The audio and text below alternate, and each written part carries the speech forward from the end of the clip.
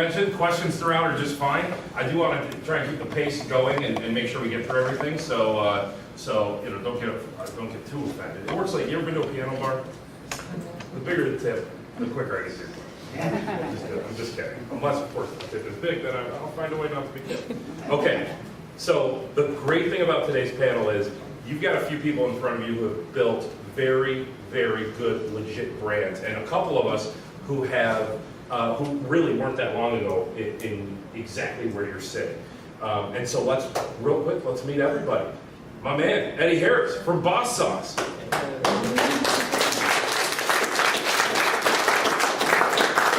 Boss Sauce was started in 1983. It is a very, very huge deal and is truly a significant brand in Rochester. Gene Olzak from Karma Sauce. Gene's been getting a lot of national press lately. He's the man. Gene, thanks for being here, man. That's his trophy, by the way. I said Gene should wear that as a necklace. I agree. And Michelle Little of the Perfect Granola is here as well. Michelle is, in such a short period of time, Michelle has absolutely blown up and taken her thing from just a home kitchen in Victor to all over the place. When you hear Michelle, and we will get to when you hear her talk about all of the stores she's in, it's unbelievable. And the fact that she's done most of it completely by herself, right? One of the best stories that you're going to hear in town. So why don't we take a couple of minutes real quick and do idea to shelf in your words, 2 to 3 minutes if you don't mind. Tell us, I'd like for you to start with right where you were before your product existed. What were you doing? What drove you to actually turn your product into a real product, and how did you go about actually making that happen? Eddie, why don't we start with you? Okay, Boss Sauce wasn't even in my thinking before I started. I used to have a grocery store, did a little construction, and have a restaurant. And working construction, you were laid off in the wintertime, so I wanted something to do in the winter. So I got into the restaurant business and asked my mother for a recipe, old family recipe. And I started serving out chicken and ribs, and customers, kept coming in and telling me, I like the sauce. They come in with their own containers, and I said, wow, maybe we have something here. People kept coming. So then I finally decided to, hey, maybe I can do something here. So that's how I really got started. Word of mouth, and started doing everything else there, getting in stores. Yeah. Gene, how about you? Actually, the sauce kind of came about when we moved down to Rochester from Albany, which was an area that just nothing but shade trees. And my neighbors were kind enough to let me help them to get their vegetable garden started. And it ended up evolving into this local pork challenge in September where we're going to just have all local foods. And like, I was doing a lot of sriracha, tons of hot sauce at the time. It's like, well, I can't have any of that.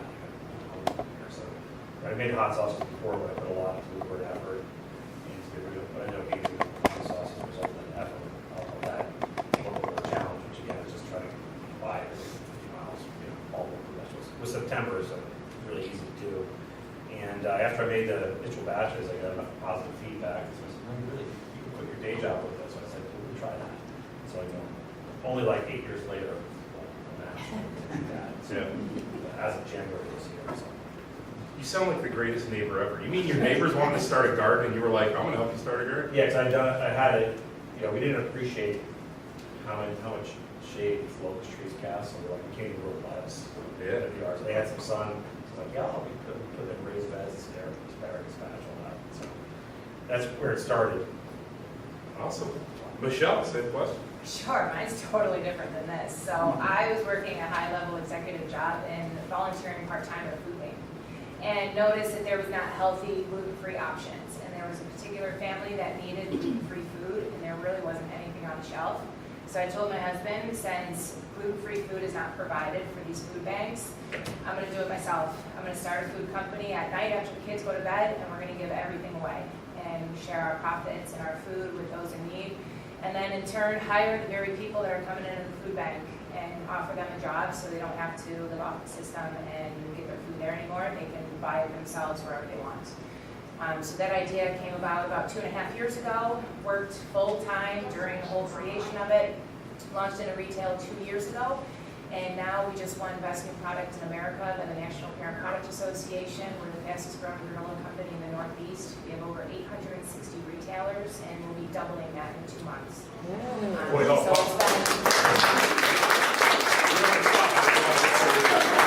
So it's been, we share everything that we come in the door, all goes back out. So 5% of our profits go to existing organizations. We give to food pantries, homeless shelters, and outreach organizations.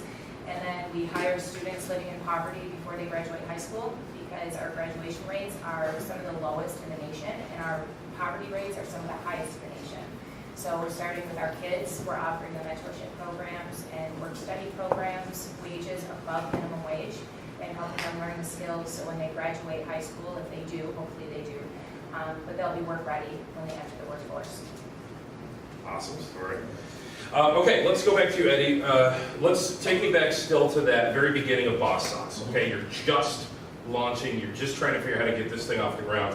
What was the single most important resource that you leaned on in those early days of figuring out just where do I buy jars? Where do I buy caps? Where do I get my labels printed? Things like that. It doesn't, you don't have to limit it to one, but can you name me one or two of those top resources you used early on to get launched? Well, I took resource a little different in here, but what drives me then, still drives me now, is the people who consume the product. You know, I hear so much about how good the product is. I think that helped me to keep it going. And as far as the resources, that resource, it was just, since you didn't have the computers like we do now, you had to just do legwork and make calls as to glass, your ingredients. Because when I first started, I would go to the supply houses and buy gallons of what my recipe is. And that is? Gallons of this and gallons of that and this and that. So over time, you start to, you know, as you grow, you start getting bigger lots in bulk and truckloads and so on and so forth. So that's all part of the growth and knowing how to try to cut costs and keep things going. And like I say again, it's the people. And I still get letters, you know, that drives you when you say you're pleasing somebody. And I've always kept everything in house as far as the nutrition of my product. You know, it's gluten, like you said, gluten-free, no cholesterol, no sodium, all ingredients are kosher. And today, I think that's a good thing because most companies have, you know, chemicals in it. So you try to keep it that way. Yeah, sure. Gene, how about you? When you were just getting started, what were those one or two top resources that you really leaned on to get this thing going? I described a little nuts and bolts. I think a good place for anyone to start in terms of just figuring out the landscape, what you need to be licensed, you know, where you get the glass from, just to share kitchens or go backwards as a food venture center in Cornell. It was also who's going to handle your scale the process of the food, bake, shelf stable, hot filled, or whatever. So I would recommend starting with those folks. They were very helpful. Just so they have online, they take calls, they start a house station out in Geneva, give a process question, call over there. If you're small, if you need to do the process, it's sort of doing it for you on the cheap there as well. I happen to got a lot of time with that. Very helpful. Could you speak just a little louder? I'm having trouble understanding. Food Venture Center, Cornell. Food Venture Center? Yeah.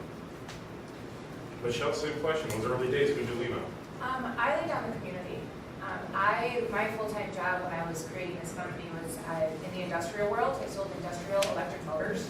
So I knew nothing about starting a food company. I had gone to culinary school, so I was able to make my own recipes at least, but I was not in the food business. So I just leaned on people, and I asked. And still to this day, there's people, and if I don't know something, I will just get on the phone to somebody who I think they know the answer, or get on the phone with one of my friends, and maybe they make a connection for me. Joining the Chamber of Commerce was huge too, just networking and talking and asking for help when you need help. Lean on mentors and advisors. I'm constantly taking courses and learning about entrepreneurship and building a company and what it is to scale a company. So just all the free resources that are around Rochester. And Laura obviously can be a huge asset to that because she's very well connected on who to talk to for certain things. But just the community has really been a you address that? I'll echo Gene's sentiment too. Food Venture Center for me, Cornell, they answered every question. I actually drove there early on because I didn't know what pH was, which is, you think like when you're in school, we don't need any of this stuff. Chemistry, I should have listened for a minute. I didn't know what pH was, and so I got to learn a lot from them. And fun fact, I ran into, I was at a party over the weekend, and I saw one of my contacts from the Food Venture Center at the party over the weekend. This was like a party, like a house party. And we literally sat in a corner and drank and talked food nerd stuff. For like, she was just telling me about all the different things people are sending in right now. Any bone broths out there right now? No good. She was telling me that people are sending some dangerous bone broths in right now. Kombucha is a big thing too right now. Anyone kombucha-ing right now? No, that's another one they're seeing a lot of. I thought Yeah, that's I right. don't know if I was asking about a new product ideas. Whatever you do, we don't want to hear about any kombuchas. Just blowing all over the place. Yeah, she's getting inundated with kombucha right now. It's the biggest thing going. Okay, so let's talk about production. The great thing about this panel is 3 very different philosophies on production. Eddie, why don't we start again down with what you chose early on and have stuck with it from day one to do your own production. You make all the boss sauce yourself. Can you talk about why you think that was the right choice for you? And are there any disadvantages to doing all your own production? Well, back when I started, I was very, very young and had a great idea, but no money. So you go to the packers back then, there wasn't that many, you're sort of like, to me, you felt like you were sort of like bottled because you couldn't make that minimum for them. So I started doing it myself by hand. I made it great and put burners on it, bought 5-gallon stainless steel containers, and we started making sauce and pouring it and pouring it, and labels on it, tops and everything, and you kept doing it. And you sort of have a personal touch to it now. And so keeping up with what I talked earlier about nutrition and stuff like that, you just grew and you start buying, like I say, you buy a few cases and then next thing you know you're buying 2 dozen, next thing you know you're refining your ingredients, and it's a process. And it was tough, but when I look back at it, I like it. I really enjoy getting up to go make the product. I make it much faster now. But the equipment I have now is automated and it's very fast. I can't make product fast enough. So when I look back at it, it was a learning experience. And I know a lot of people who's going to get into this business right here will have to go do that same thing if they decide to do it or they would go back. But I enjoy doing it. So Yeah. Are there any disadvantages at all to making your own stuff? I'm getting up in the morning. Yeah. But it's I like it because you see that you have a personal touch to every jar. Because I'm there, I'm walking the line, and I'm making sure that I try to make so sure it's perfect. And I have my ears open as to people talk about different things, and I enjoy it. Yep. Let me skip you just for a second, Gene, and go over to Michelle. You heard Eddie mention co-packer. I think maybe a lot of people know what that is. Anyone unfamiliar? It's okay if you don't. Everybody knows? You get a co-packer. Place that'll make your stuff for you. Right. It's not the But scientific definition. My question, or I don't know if I understood it correctly, co-packers only do sauce or they do other things? Anything. Actually, we're about to hear a story right now about a co-packer doing granola. So, Michelle, similar to Eddie, it was time for you to make a product, and you made the opposite decision. You decided to go with a co-packer. Yep. Can you talk about why you decided that was the right thing for you? And then, are there any disadvantages to using a Well, co-packer? there's tons of disadvantages, but there's also advantages. So when I first started, I started in my home kitchen just to kind of test my recipe and stuff. Then I graduated to a shared kitchen. But then we started getting some really big accounts. And one of our big accounts, before I even had a product, was Wegmans. And they were going to bring us in all of their stores. But I didn't have a product. I didn't even have packaging or anything developed. And he said, go and figure it out first. Go and form your company, get your packaging done, find a co-packer, and get your recipes done, and then come back to me when you figure it out. So I needed a turnkey operation. I was working a full-time job, a part-time job, and I had a 1 and a 5-year-old. There was no way that I could also take this on, but I was starting a company in the background in the evenings. So I found a co-packer. Unfortunately, what we're doing doesn't exist yet in New York State, so we even had to go out of state to find our co-packer. We are going to eventually bring our manufacturing back. There are disadvantages. One, they can keep up with our demand. We're using one of the largest co-packers in the nation. So when I place an order for 10,000 cases, they can produce produce it in 3 weeks for me. That's awesome. It'll take me a lot longer to do that. But the disadvantage is that you're sharing your secrets and your recipes with them. So we reformulated how they made a granola bar. They had never made it the way that we make it. So now they have a new type of granola bar that they came out with about a year ago, which kind of chafes my ass a little bit, but whatever, it is what it is. And you're sharing your ideas. We have our next 3 products developed. They're not ideas that are in the marketplace today, so I'm not going to share that with my co-packer. But they can keep up with us. They hold the certifications. They hold any kind of liability. They have to report to the FDA, and they hold all of our gluten-free certifications and our kosher certifications for us. So there are upsides of doing that. It keeps the risk off of me. If there was ever a recall or anything, that's on my co-packer, because they're the ones that need to make sure that our ingredients are clean and that things go through the line clean. But then there's mistakes that happen. I mean, like Eddie said, he's there running every run and making sure that it runs to his liking and his perfection. Unfortunately, I don't have that. Most of the time, though, I would say about 90% of the time, I do go out to our co-packers while I'm doing a run, just because I am a little anal about making sure that things are correct and in the right packaging. But they're able to keep up with our demand, which is really helpful. They have an $11 million facility. There's no way that I'd be able to come up with that kind of money to have our facility here, and they were able to do it quickly. I mean, we were able to get our recipes there. They could start making it within about a month and a half to 2 months. They started making our product, so it worked for us. Awesome. If I could just add, I also use a co-packer for our product, which is a pasta sauce, Granola sauce, and the advantage to me was I just didn't have time. There was no way I could manage to make all this sauce and go out into the streets and sell. And I just thought that selling was so important. Getting on shelves was so important, because obviously, where are you going if you're not selling any of your stuff? So that was the original decision I made to use a co-packer, was just so that I had time to go out into the world and sell this stuff, so that production was being made elsewhere. But disadvantages is mistakes. I don't know what you've come across, but I've seen labels that are crooked. I've had issues with my recipe before where I've tasted it and thought to myself, I'm not sure that's exactly right. I've had wrong granola bars in the wrong packaging. I opened a cherry bar and there was a maple bar inside. Yeah. What the heck is this? So send it all back. Now we got to buy a bunch of more ingredients. 100%. And so Eddie, none of that's ever happened at Eddie, because Eddie loves what he's doing, and there's not a single jar of boss sauce that's going out that's not perfect. Whereas for Michelle and I, like you said, 10,000 cases, we can't literally go into every one of those boxes and examine every single bar or every single jar. So it has happened before where I'll be in Lemons and I'll see a jar of my stuff and I'll look at the label and I'll read it. I have had the wrong label put on the jars. Oh, but it never got out. That's good. That's right. The good news for Michelle and I, we have someone to blame. You have no one to blame. Yeah. Okay, gee, man. Can I ask Oh yeah, of course. Well, when a co-packer screws up, who funds the cost? Well, that's a great question. That is a great How question. great of a question is that? That is a fight you better be prepared to have.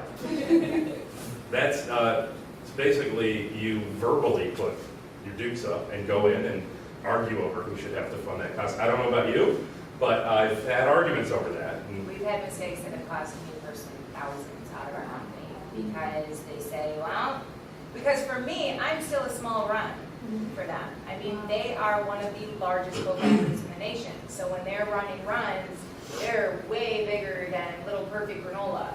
So I'm more of a nuisance to them. So it's a little bit harder for me because we chose to choose such a big co-packer. But I had a reason for that. I had this big master plan in my head, and I didn't want to start with a co-packer that was too small that I would outgrow in 6 months to a year. I knew the vision that I had for this company, so I wanted to make sure that my packaging manufacturer was really large, my co-packer was really large. And there's benefits and drawbacks to that too, but you know, it's a fight when a mistake happens because there's money lost on everybody's end. Do you use a co-packer outside of New York as well? no, mine are in New York. I'm not going to say their names, just in case I say anything bad. Who wouldn't think that? Okay. Oh, yes, sorry. Are the errors more common with the smaller co-packers, or does it happen with larger ones too?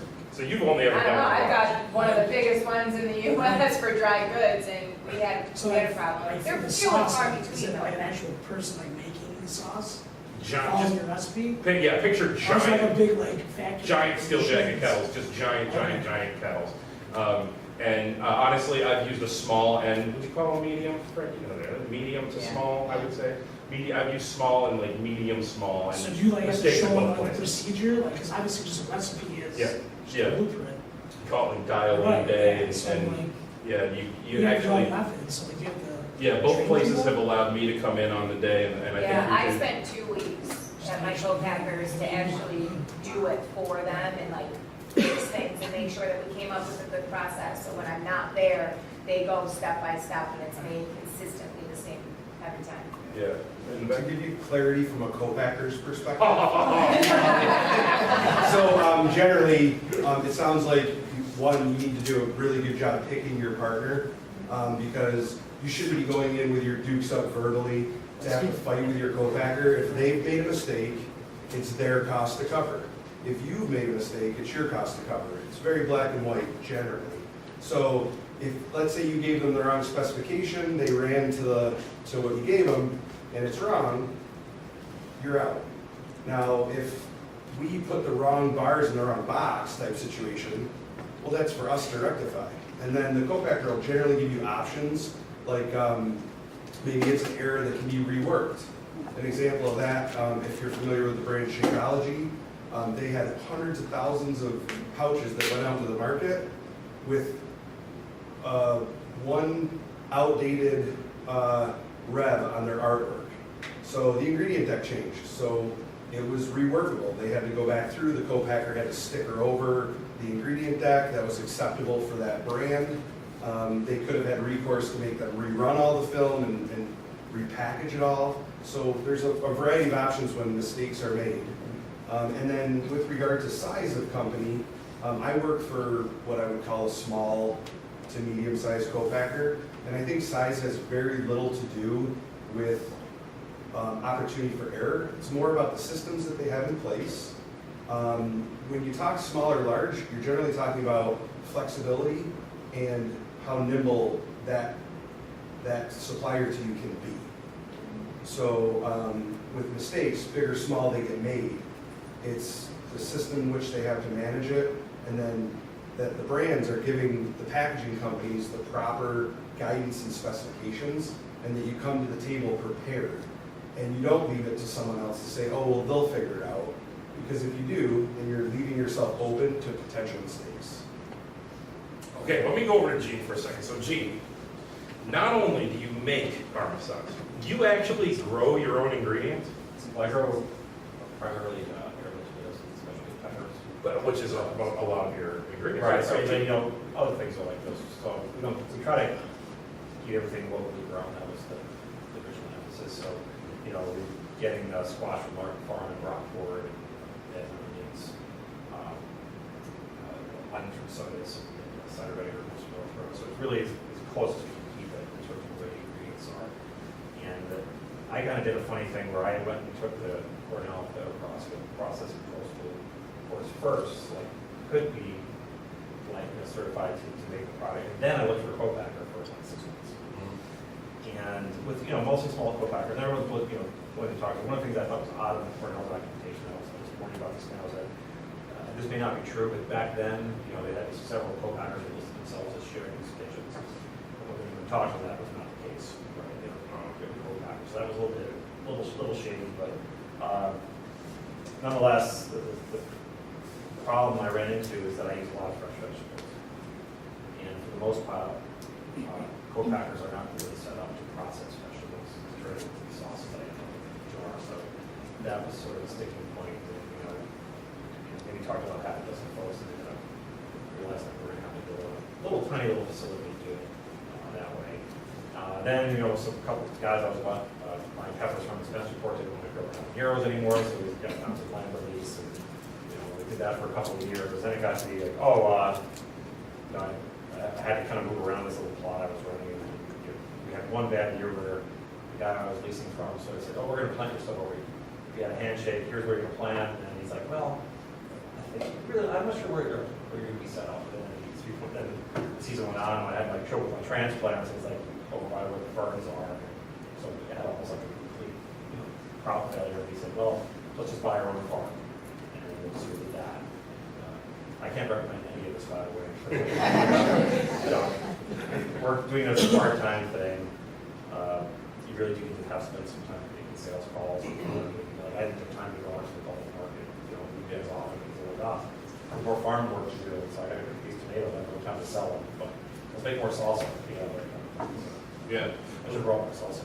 Let's jump into sales, because production obviously is huge, incredibly important, but sales is also huge. Where are you going if no one's buying your stuff? So let's talk a little bit about, Eddie, why don't we go back to you? What was your initial sales strategy? I want you to bring it back to the moment that you've made Boss Sauce. It's in your hand, but there's not a single store anywhere carrying it. Your mission is now to go out into the world and convince stores to give you shelf space. What was your initial strategy? Well, the sauce thing started very fast. I had the restaurant, I think it was in the restaurant for about 6 months. And the sauce thing came along. And then thinking about putting it in the market, I didn't know anything about anything. So putting it in the store, it was sort of funny, because I got to a couple of mom and pop stores, and I had an appointment with Wegmans. And we made this big presentation, and they loved the sauce, and we talked about putting it in the stores. Then they asked the question, how are you going to get it off the shelf? Yeah, it got quiet. I couldn't answer it. So we had to regroup. So we went back and we started using newspapers. Back then, it was the most famous thing there. Couponing, in-store demonstrations. Wherever there was an event, I was there. You get free sauces, let me put a sign up. And so I think it was about maybe 120 days, Wegmans was calling for the product. So it was word of mouth and getting people to taste the product. With me, I feel that if I get them to taste it, I got them. They're hooked, so, and that's good today, because being small, you don't have the resources and the money as big companies. So you have to, when I started, I was over here, I was over here, I was over here. And I found over time that you have to grow like that. You take on what you can handle. And I was in Walmart, and I called him for something one time. There's something sauce. I take it back Sam's. And I'm talking to him on the phone, and I hear the keyboards in the back. So he says, well, you're doing really good. Where do you want to put it? And I said, what do you mean? He said, you can put it anywhere you want to in the country. I said, no, I just really handle what I can handle, And he appreciated that. And so that's how I've always been. I try to just do what I can handle. But back then, too, I had old equipment, so I'm really scared to take on too much. But that's changed. Gene, first bottle of Karma sauce. Now you got to go out and try and sell this thing to the public. What was your initial sales strategy? Going out and sampling, we used to do some volunteer work with Food Link. We also donate 5% of our profits to. And so I went out to Festival of Foods before we got started. Just out there sampling sauces. Been approaching some of the smaller grocery stores like Red Bird Market. It was our first account. For the most part, we've stuck to trying to get into or work with smaller specialty shops and some of the newspapers and abundance and get in there and sample when we can. It helps us because to have a knowledgeable sales folks in the shops that we work with, sometimes we try to get these staff just to give them a chance to try the sauce. This goes in there, they can talk about what it is. It's just another, having a pretty bottle is important. It helps a lot of folks to know and stuff to taste that. So. Okay. Michelle, same question. Day one, you've got granola, you're in 0 stores. What's your strategy? I didn't have granola, I made sales calls first. And I started pitching an idea. And I said, if I came up with this company and I had shared things with the community and created jobs, would you put it on the shelf? And people were saying yes. Before we found our co-packer and I made the recipes and did the packaging, we had over 95 retailers already set up, ready to go. So that was my confidence to say, all right, I will invest in this idea, empty out my savings account, borrow a ton of money from my husband too, and invest into doing it. And from day one, we launched in retail June of 2016. We started in 6 states in the Northeast. So. we kind of flip-flopped it because I wanted to minimize the risk as much as possible. I had a 1 and a 5-year-old, and I still had a full-time job and a part-time job. So, you know, I knew if I wanted to do this, that it was gonna have to be eventually a full-time job, so. My strategy was smallest of the small. Gene already dropped Redbird Market. I started out by going into little tiny little stores, the smallest, and I'll give you a couple names right now. Redbird's a great one. Calabricellas, Dawn, Hagedorn, Scott Herman at Hagedorn. Burn that into your brain. When your product is ready, go to Scott Herman at Hagedorn. He will give you a shot. He will give you a shot. Then you cheat. Then you schedule a demo for that Saturday.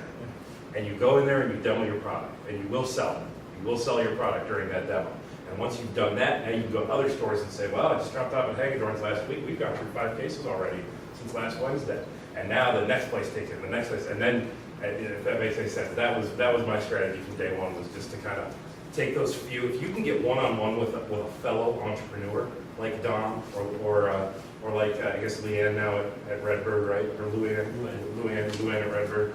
If you can get one-on-one with someone like Dom and tell him your story, he's gonna give you a shot. You know, as long as you've got your T's crossed and I's dotted, we'll be good. Okay. Eddie, what is the #1 objection that you face when you try to get someone to carry box sauce? New client. #1 objection that you face, and how do you overcome it? Being a new product,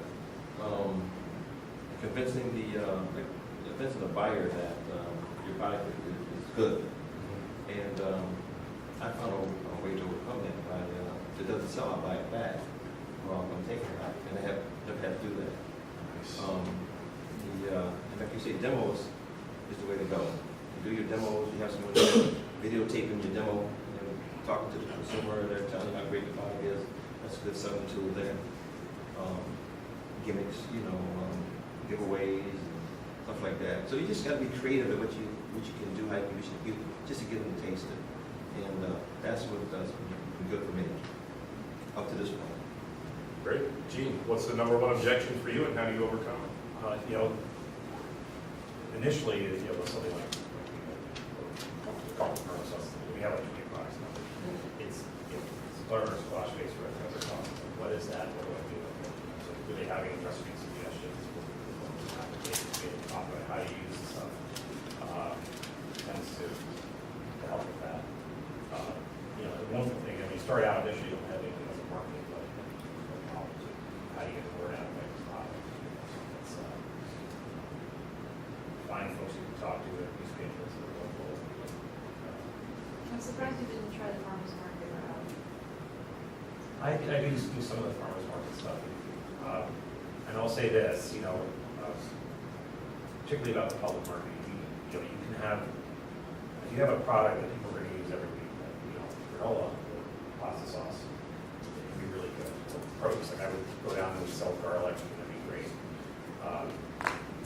It's difficult if you've got, a bottle of hot sauce, and you get a lot of people use it every day, that people put it back in the fridge, it's a different ones. And, you really have, I think, to do well at a farmer's market, you have to have just a ton of people coming. Like we do like hot sauce expos and stuff, and it's fantastic, right? Those kinds of people want spicy food. This is not as an accessible product. You already got 90% of the people who aren't even going to touch it. Like Hagedorn's mentioned, it's great, they're early adopter. I set up a booth at Hagedorn's, and you think I was like a shark in a piranha tank. I'm like, people with their carts going like, how do I get away from this? Got hot sauce, and like burn me. So I've got a harder, it's harder to sell a product for some of the population. So we have a completely different channel that we sell. Michelle, what's your #1 objection, and how do you overcome it? Another granola. Like, everybody's like, come on, like, they are inundated with granola and granola bars. And I overcome it because we're different and we have incredible sell-through rates. So I can go in and prove our sell-through numbers and tell them that we will support them with demos. Demos are huge. In the beginning though, I didn't have those sell-through rate statistics or anything to tell anybody. So I just pretty much begged, and I said, please give me a shot. You can believe in this product. It's healthier than what you have on the shelf. Our mission is pure, and you will be helping your community by putting us on the shelf, and I promise you it will sell off. And luckily, it's been selling off the shelf. But, you know, it's pretty much begging for that sale, because if you think about it, when you're going into a buyer, they are looking at hundreds of products. And you're even calling, and they're not going to even answer their call. They're not going to look at your email, because if they answered every phone call and responded to every email, they wouldn't be able to do their job. There wouldn't be enough time in the day. There's not shelf space just waiting for you to call and say, hey, you know, I want that empty shelf space. It doesn't exist. So you've got to really differentiate yourself in the market and figure out why are you better than what's out there. And then you got to get behind it 110% and get passionate about it and make them believe you and believe in your story and what you're doing. And that so far has been successful for us, because granola and granola bars is a very highly saturated market. So it has been a struggle getting on the shelf, but just begging the buyer. And when you've got them there, don't ever leave without knowing, are you going to put me on the shelf or no? Don't ever be in that middle no man's land. The friend zone. Right, yeah, you don't want to be there, because then you're going to go back to your office thinking, wow, that went really well, and they're going to go back to their office saying, no, this sucks, and then we're going to call that person. So I get right up in their face and I say, so when can we do this? When can I expect you to place an order? When are you clearing your shelf space for me? Because I want to know, and that's either going to make them super happy that I'm direct, or they're going to shut their door and say, please don't ever call me again. But either way, I'm going to know, and then I can just move on to the next person if they don't want to talk to me again. Regarding sales strategy, you just made me think of something. A really, really good thing as far as don't leave the room without either a yes or a specific reason as to why the answer was no. Because then you can try to come back with a fix to the specific reason why the answer was no, which I think is similar. For me, same exact objection. I added up every pasta sauce. There are, hold on, I wrote it. 3 infinity pasta sauces. Infinity times 3 pasta sauces that already exist. And so that was the same exact thing for me. It was, we have a zillion pasta sauces, and we don't need your pasta sauce. That was absolutely my number 1 objection. So the authenticity helped, the real story, true story, similar to Michelle, true story. I would tell the story. I would show them how authentic it was. Doesn't hurt to have a tomato tattoo on your arm to actually say, like, how many salespeople, how many brokers have you talked to today that have it on their skin, right? That helps too.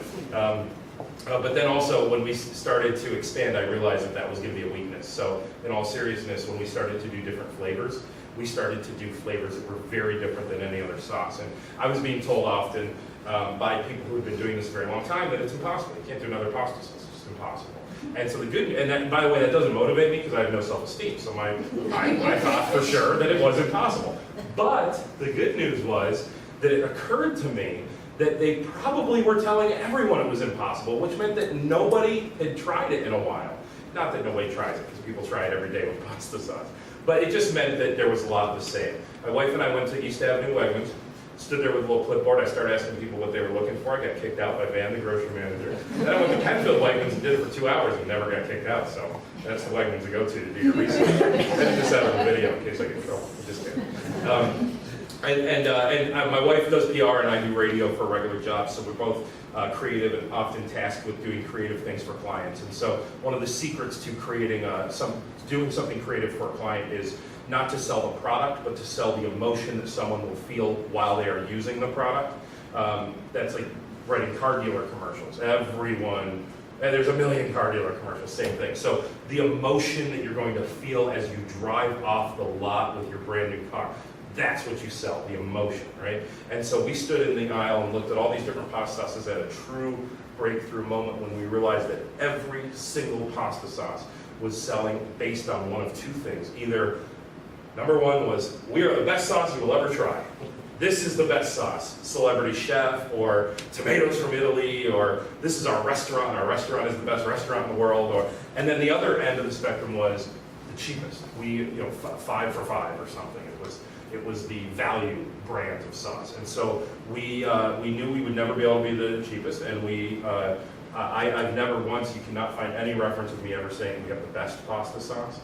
I don't say that either. We're just authentic. We're just like you.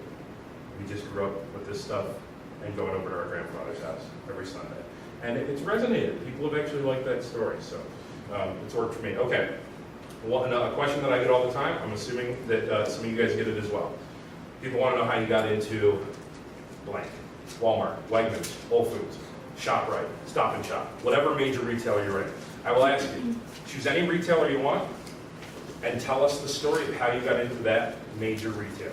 Ready? Let's start with you. Well, my major was Wegmans, and I already talked about that. Making my presentation and not knowing how I was going to get it off the shelf, and going back and regrouping.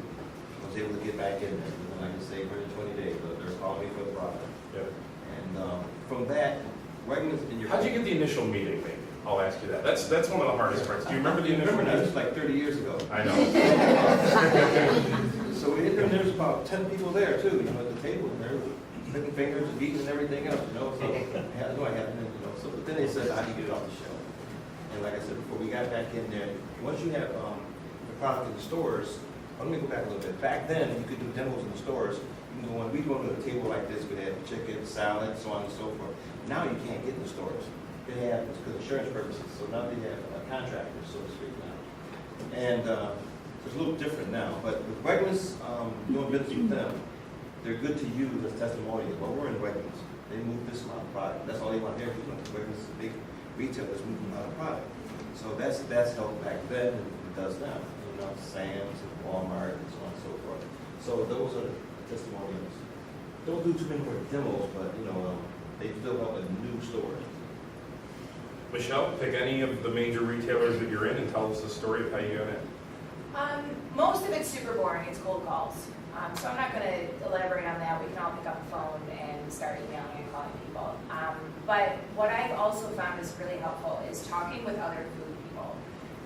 So we have a little foodie group that we talk to, we meet with quarterly. I've got a friend out in Schenectady that owns a sauce company, and especially with my friend, is we share contacts. Now he's got sauce that he makes, it's a vegan cheese sauce, and I have granola. So our buyers are different, but we share contacts with each other, and it's at least a foot in the door. I say, hey, I'm in this grocery store, you know, here's my contact. So you can call that buyer and say, hey, so-and-so gave me your name. I know you're not my buyer, but can you direct me to the buyer for granola? Sometimes we can name drop each other. Sometimes I also say, hey, this relationship's too fresh, leave my name out of it, but here, call this person. And if it's something that fits and we feel comfortable sharing that information with each other, we do, because we all need to help each other out.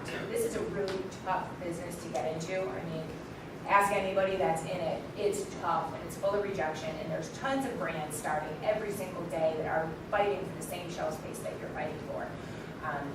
So any way that you can reach out to another food entrepreneur or somebody who's been doing it for a long time and that you feel like that is a picture of success, reach out to them, ask for help.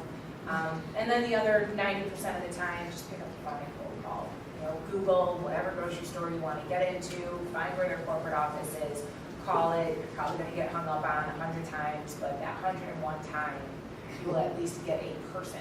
It won't be the right person, but they might direct you to the right person or something. Rejection. Be ready for rejection. Luckily, I practiced all through high school. So I was ready to be rejected. I am very used to that. For me, it was, same as Michelle, cold calling and couldn't get anywhere. Nobody's taking calls. Nobody's answering emails. And then I got a hot tip, and that was that distributors have relationships with stores and that they can get meetings. You know, some of these guys carry some weight. Can get meetings with decision makers and buyers. So then I figured out that instead of necessarily pitching right to the store, what if I pitched to the distributor? And that was where we finally broke through, and our first major retailer was Wegmans, being where we are, and that was by pitching to a distributor who carried the weight to get the meeting at Wegmans, which then led to actually getting shelf space. Gene, let's do it. Let's talk about it. I know you have a different answer to this question. The question was supposed to be, tell us a story about a major retailer that you're in and how you got in there. But where would you like to go with this? Well, I'll just say that, you know, since I started doing this full time in January, as of right now, we have a few different national and international hot sauce distributors that we're working with. Oh, sorry. So as of this year, we have some larger national and international distributors we're working with.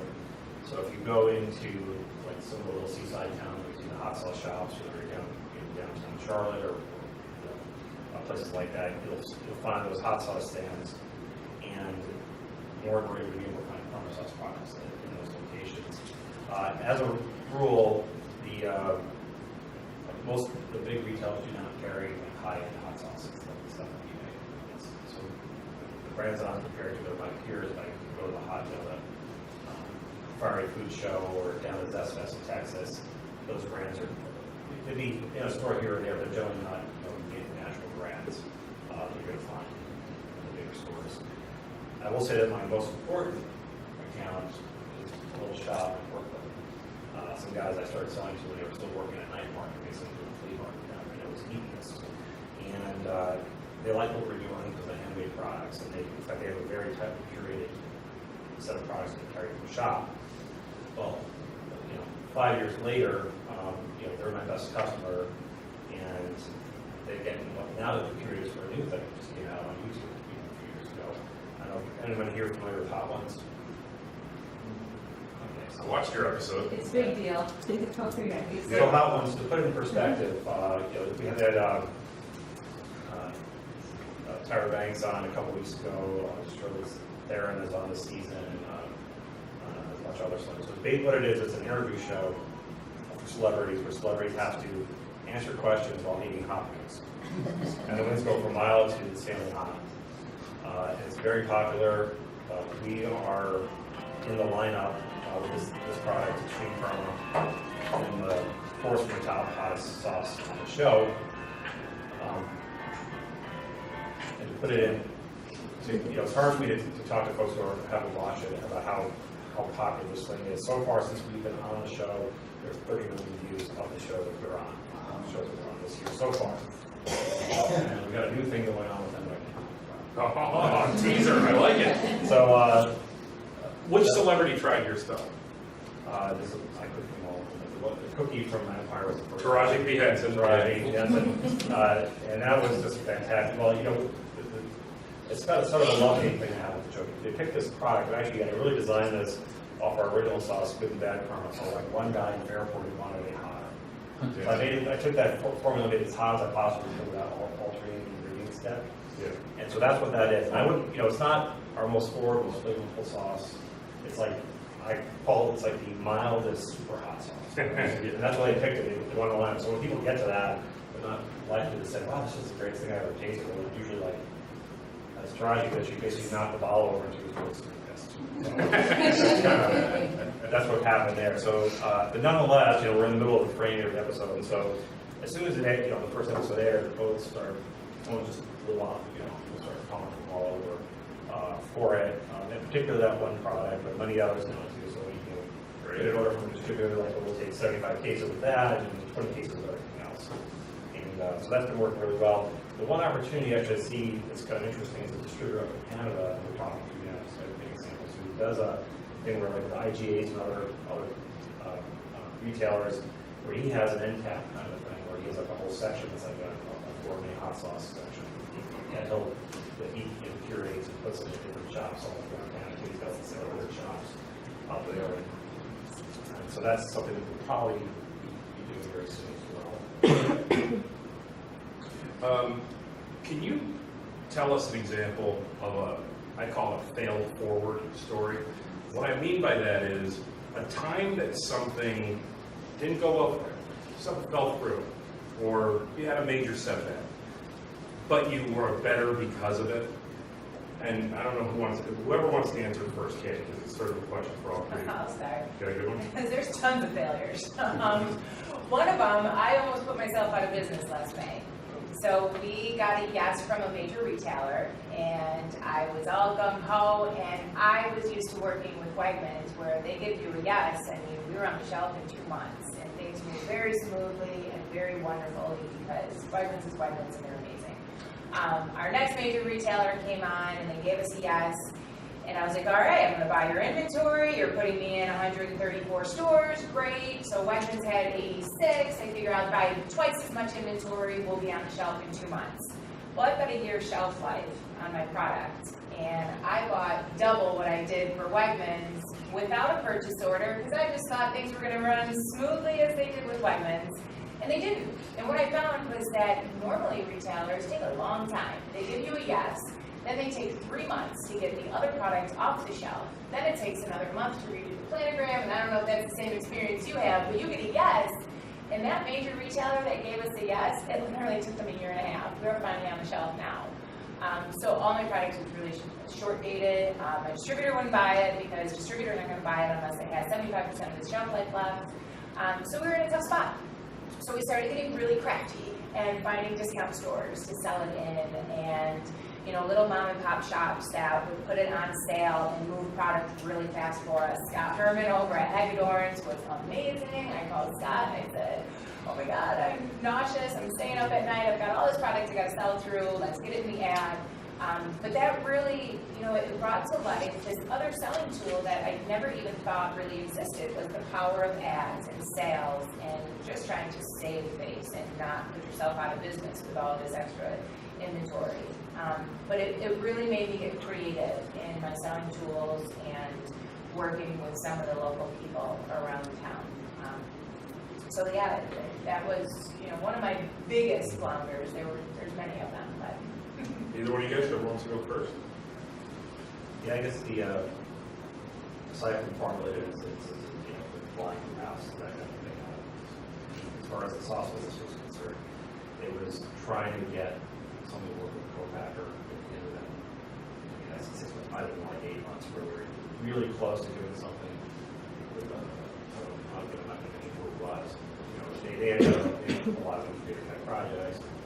This is by the way we did this last year, so we started getting close, and it got to be crazy. It was like going to be $2 for processing a jar of sauce, and we just getting pretty high. And the thing that kind of put me over the edge is when I first sat down, they said, "Well, by the way, we order so much of this glass, we can get it for this price." And it was like half what I would pay for it. All right, well, the processing cost is pretty high, and then I looked at the LPL estimate. I'm like, well, yeah, where's the glass in here? Like, oh, you're not going to get the shelf. And I was like, I don't know. And so then I was really disappointed. I was like, this is just too expensive to travel to do it. And we just sort of regrouped. No, you just build your own place. So just bring it out part of the garage, your garage, and build the kitchen.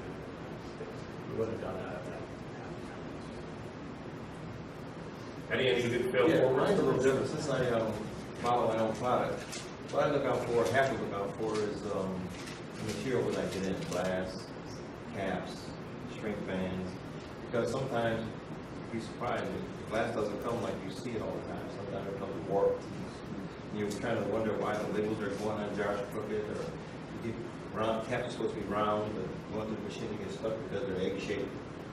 So you gotta look out for stuff like that. And, you gotta have a good rapport so that when you have a problem, they're not coming back with something, it must be this, it must be that, it must be your ingredients. Well, my ingredients hasn't changed in 30 years, so what could it be? And then you find out it's the quality control on there. So that's the main thing I look out for. My ingredients come a certain way, and I check all that, so it's no problem there. For my company, we got into a pretty big chain around here from a food service standpoint. So we were actually packaging our stuff in bags, and they were using it in food service. And the reason it's a fail forward story is because today I still manufacture those bags, and we have major clients like UVAR, RIT, SUNY Geneseo, who are doing a ton of volume with that product. And that's why I consider it to be a fail forward story. But back to the fail part, we got into this major chain, and it was great for a little while, but we've been pretty good about we don't get a lot of complaints. Okay, people are generally pretty happy with our product. I don't want to say it never happens, but it happens. Side note, funny thing is, my complaints come with my spicy sauce, and there's 2 complaints with my spicy sauce. You want to guess what they are? Not spicy enough. Not spicy enough? It's too spicy. Too spicy. Those are the top 2 complaints with my spicy sauce. Anyway, luckily we don't get a ton of complaints, but this chain, once they put us in, started telling us, we're getting complaints. And so I'm panicking right away because it's a giant account. I'm panicking. What's wrong? Like, we're getting complaints. So the first thing I do is I answer the objections I remember this guy had told me a couple of products very specifically that people are complaining because they bought this product and they're saying it's a watery, I remember it wasn't watery, it's this sauce, it's just watery. And I go to, so I buy that, I secret shop it, and I take a photo and video and I send it back to the owner of this major business and I say to him, there's no evidence of that here. I've just gone to this store and bought this and it looks fine. That happened a couple of times. Eventually, after like the third time, I started talking to people about it, asking other people I thought worked with them about it, saying, have you ever experienced this? And some people had. They said, ask which store it is. So I started drilling down a little deeper. This is a franchise with several locations, and it turns out complaint was always coming from the same location, the same one location. So I was able to draw some conclusions there. I eventually called that out, said, seems like all your complaints are coming from this one specific location. Is it possible? Because my sauce isn't the cheapest sauce in the world, and there was some pushback for them once they started telling all their franchisees that the sauce was going to have a little bit of a higher cost. Is it possible that this particular location is maybe watering down the sauce to stretch it, to get their cost down? And I got fired. We're dropping your product. We're dropping your product immediately. So it was heartbreaking. It was awful. I remember right where I was. I felt like I'd been punched as hard as possible in the stomach. This giant account was instantly going away. Just drop it immediately. But fail forward, we still do that packaging in those bags, and we've managed to get some very big accounts because of it. All of you guys have, at this point, major brands, big brands, successful brands. You're doing some good sales, profitable at this point. Let's fast forward all the way to today.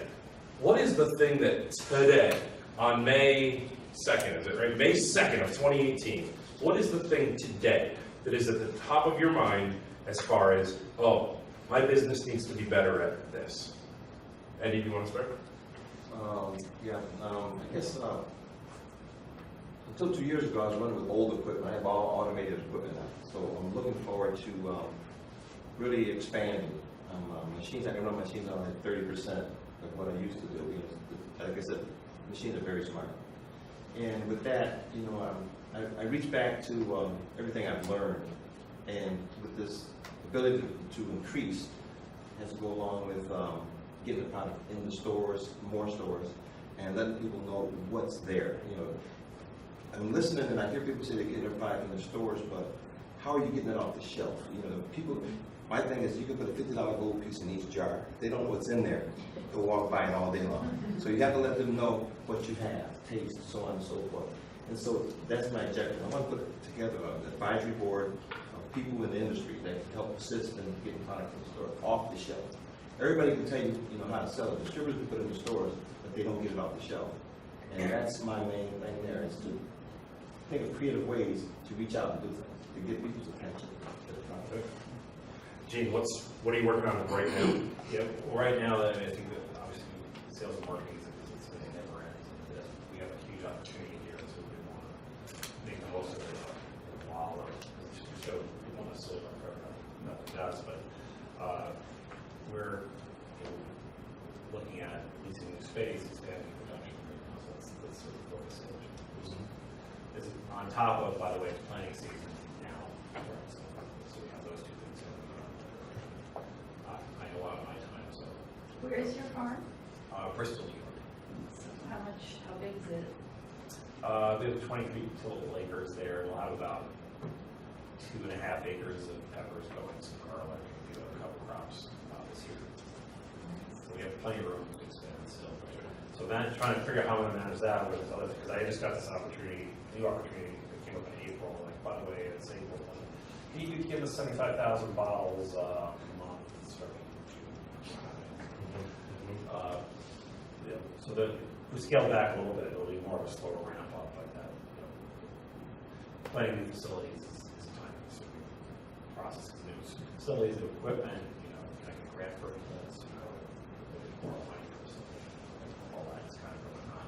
While we're trying to keep up on the stuff, we don't have to. We kind of share our marketing responsibilities. I'm very fortunate. Right now I have one full-time employee. We need to have 4 in the next month. And fortunately, he's also a really good writer. Divvy some of that up. So you're using a co-packer still?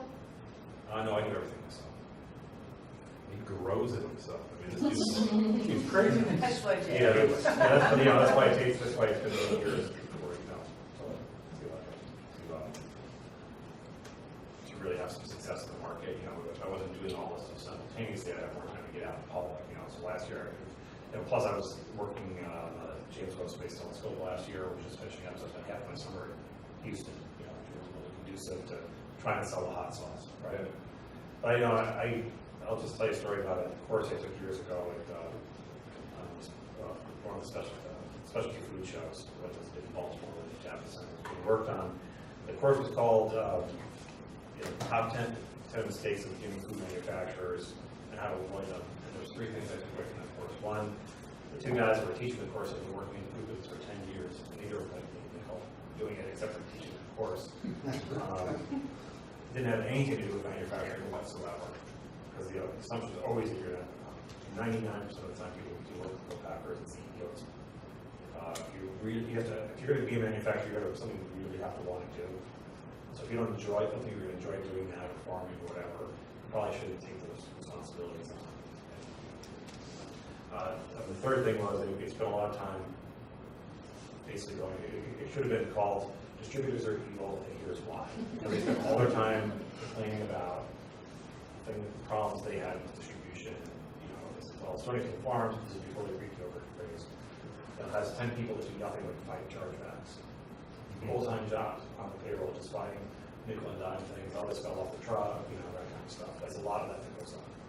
Now, they're good distributors, I'm sure. But I almost did think it was something with PE down in Central Market, Texas, but there's a lot of margin in there, so we couldn't afford to get it on the shelf there, and still be profitable. So There's a lot to be said about distributors, isn't there? yeah, so those weren't my words. That was what they were teaching in the course. Michelle, what are you working on right now? One thing that I can always improve on is warehouse management and my inventory management. One of the great things with us is we've been scaling so quickly, but I don't come from an inventory background or an operations background, so that's definitely something that has a huge learning curve for me. We're certainly getting better at it. But one thing that has really been helping me is when I'm going out and prospecting and closing deals is asking them to send me projections. And it's a little forward, it's a little awkward having that conversation because you're so jazzed to get a yes, you almost don't want to push it too far, but you've got to get a handle on what does their timeline look like. Are they looking to put you in the store next week? Are they looking to put you in the store next year? What's their volume look like? What do other products in your category sell? So that way you know how much to buy, how much in inventory, how much your distributor is going to possibly be buying.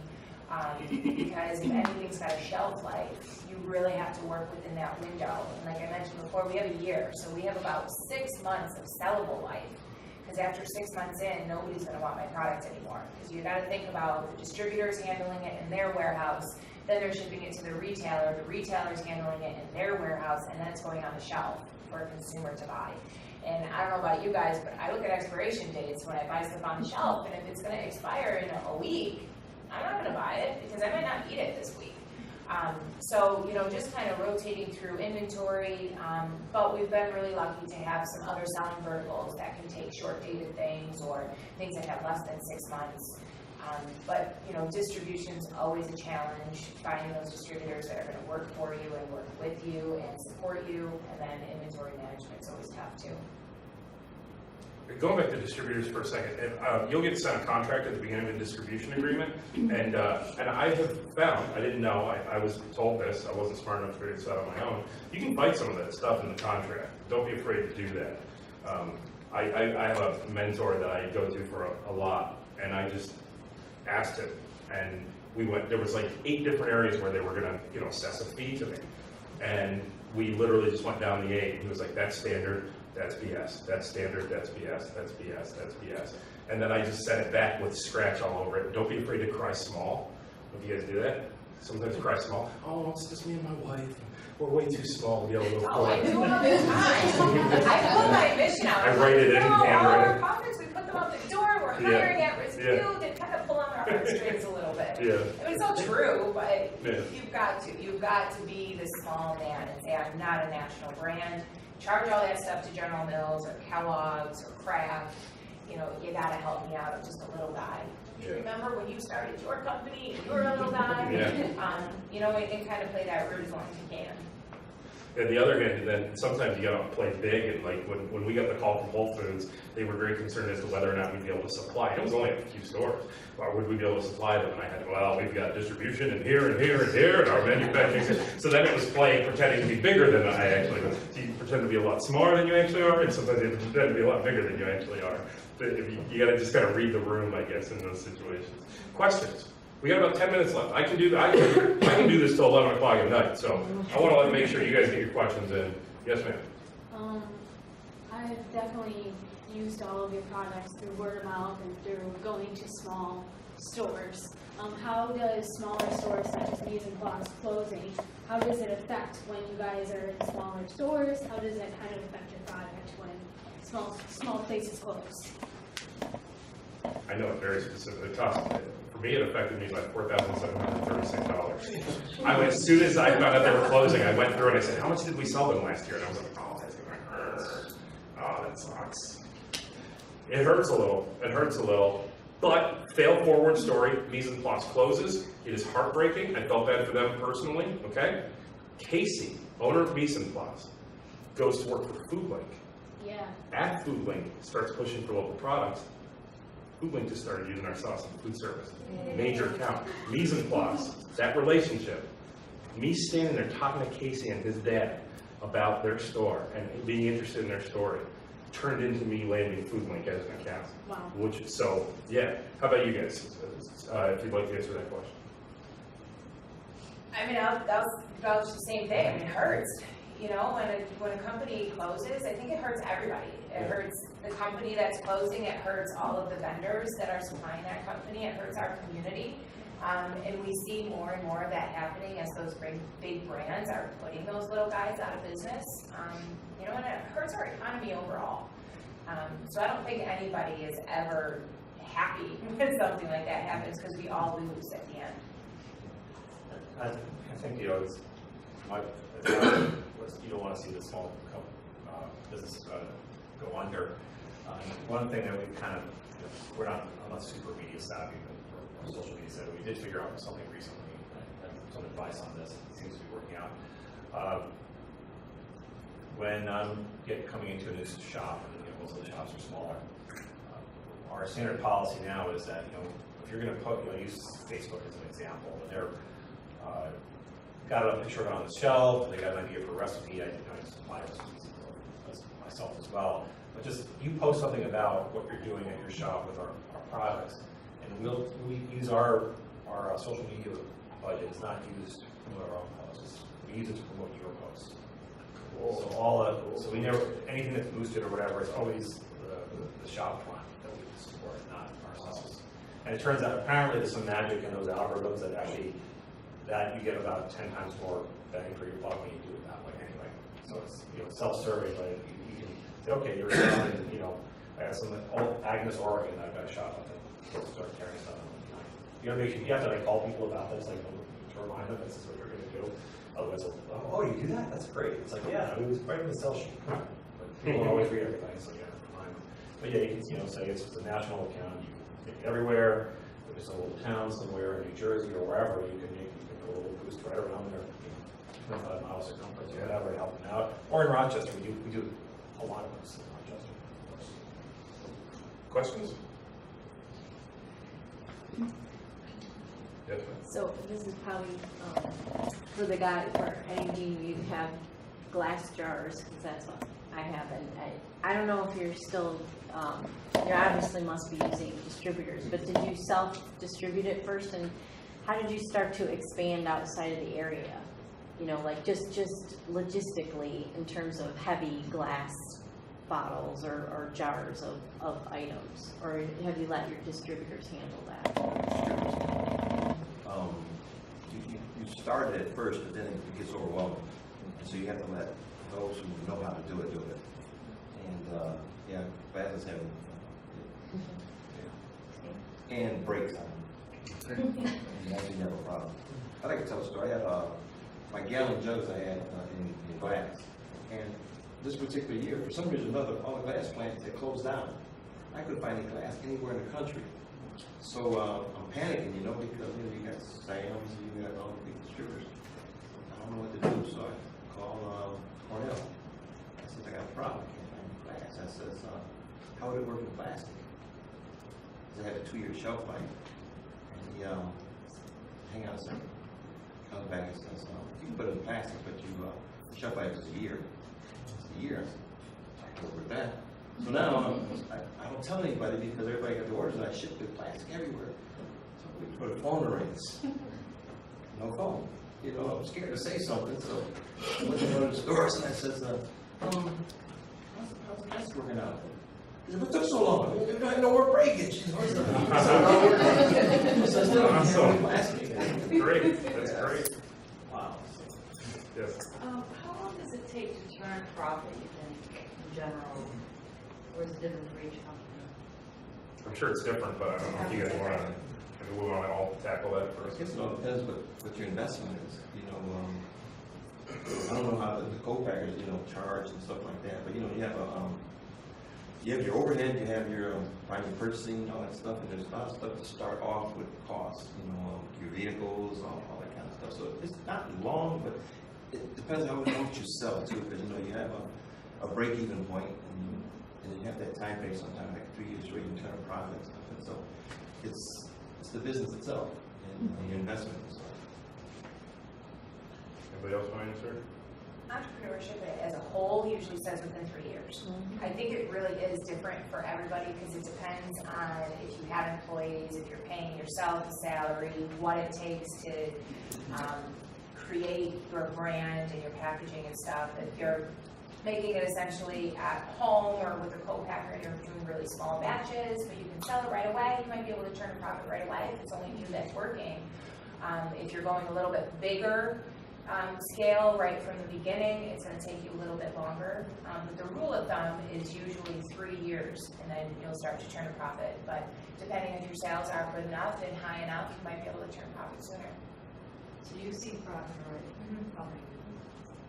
So for me, it was what Michelle just described. What we did started so incredibly small. And the very first thing I did when I decided I wanted to do this is I got a job. I started working Friday nights bartending. I did that for a year, saved $7,000, and I think it cost me about that to start the business. So the good news on day one, if you count that $7,000 that I raised, I didn't start in the hole at all, really, because the first batch of sauce I ever made was 15 cases of sauce, just 15 cases. And I picked it up on a Friday and went on Saturday to the Riesling Festival in Canandaigua and sold it over the weekend. And then on Monday I was ready for it. So technically we started turning profit right away, but it was dollars. I mean, it was, you know, very, very small. It took a while. It wasn't until I switched to a bigger co-packer and got my costs down that I started to be able to actually turn a profit where I was like, oh. You know, but because for a while it was technically a profit, but nothing that you're going to be able to pay your bills with. That lasted a while. I'm jealous of you. You started with like pennies almost. I mean, $7,000, but Yeah, right. I emptied my entire life savings. Yeah. But I was going a little bit bigger right You from the went start, big. You went giant. Go Yeah. big or go home, right? Yeah. I literally started with one tent at one festival. You know. Yes. I have a question. Nobody's really spoken about internet sales. Is anybody really seeing anything regarding that? I have a little internet sales, and I see my product on the internet that I don't have on the internet. So if people are buying it, well, I look at it too. Wherever I see it, it's still coming from me. So I do see it there.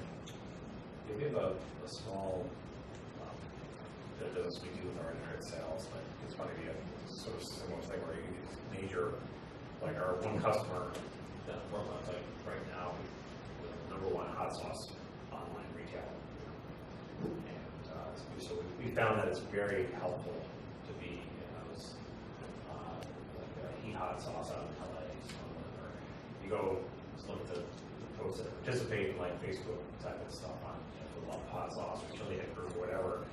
They seem to be mostly buying it from that shop in LA. The only stuff they talk about where it's there, right? And so it's hard. People are really enthusiastic about that. They tend to like to. They want to try a bunch of different stuff, and so they don't necessarily want to go to one manufacturer. I do get that. Like we had to change from regional rate boxes recently because before, people were in the Northeast buying hot sauce. Then I get folks that are, I had to raise my price on this to match heatness. They have to sell for $12 a bottle, and I got somebody to work ordering a bottle. It's $12 plus $12 for shipping. So it's not many people are willing to do that. Yeah, that's right. Just get one bottle of hot sauce. I think that on shipping. We do internet sales for our e-commerce sites, and then we sell on Walmart.com and Amazon. And internet sales are wonderful, especially since we just won the Best in Products in America. That was done by the National Parent Product Association, so it went out to thousands of people across the U.S., and we were just featured in LA Parent Magazine as an editor's top pick. And out in LA, everybody's looking for healthy, socially responsible companies. So we've seen a big jump in that. And we do some box subscription services, and that goes out across to hundreds of thousands of people across the U.S. So we gain repeat business from that on our online. But shipping is huge. We get some great LTL shipping because we're shipping out pallets at a time out to distributors or customers.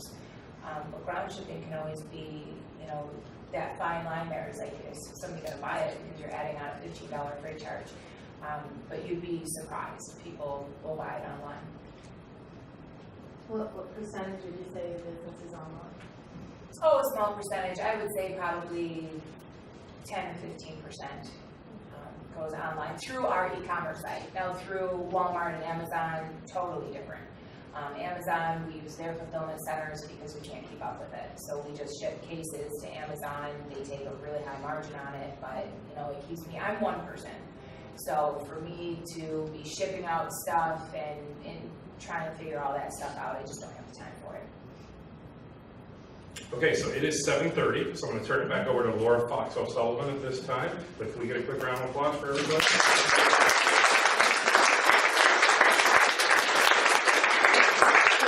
Thank you so much for keeping the conversation going. Learned a lot. I hope you all do too.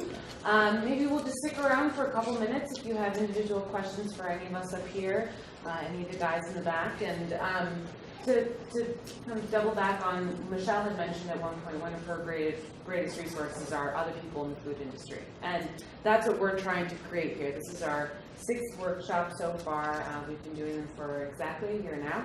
And I've started to see it a little bit as I kind of sit back and watch that people really are learning from each other. So that's kind of the goal here before we launch, and once we launch, that's one of the resources we can provide. So when do you think the top cereal will Wonderful question. We're hoping the end of the year, end of 2018. open? So for Christmas or after that? That's the hope is end of 2018. So that would be then. That's our hope, yeah. And I assume all of you are on our email list, and that's how you're going to find out about it. We're going to give plenty of lead time when we send out the admissions processes. If people want to join, you'll definitely all be aware that as soon as we're able to commit to that. If anybody has any specific co-packer questions, I was on that